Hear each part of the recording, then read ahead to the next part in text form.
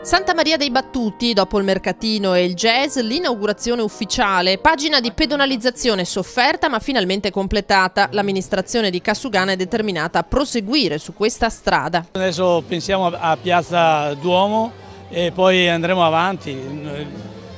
Penso già al 2020, per cui andremo avanti con questo modo di andare avanti.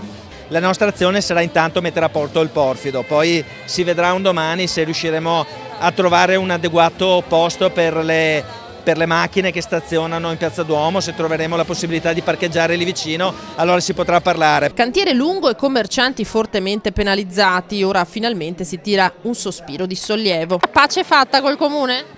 Ma io non ho mai fatto la guerra al comune, ho puntualizzato e continuerò a farlo quando le cose non andranno come promesso o come dichiarato.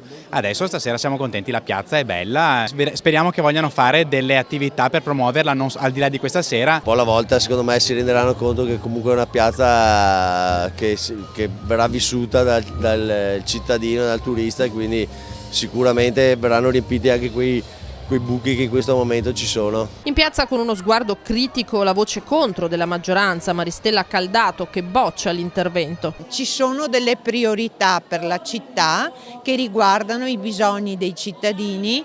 Penso ai prossimi giorni dove ci saranno famiglie sfrattate che non hanno un alloggio. Folla intorno ai buffet offerti dai commercianti tra apprezzamenti e curiosità. Meraviglioso, è stato fatto un lavoro bellissimo, però mi domando, tutto quello che è stato trovato sotto, che è stato coperto, che fine ha fatto o che fine farà? Un po' di verde ci stava bene, secondo noi stavamo parlando che forse un po' di verde in più si poteva fare, ma questa è la nostra idea. Però qualcosina.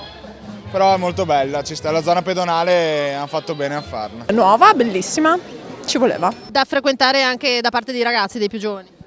Vediamo se si anima un pochino, sarà positivo.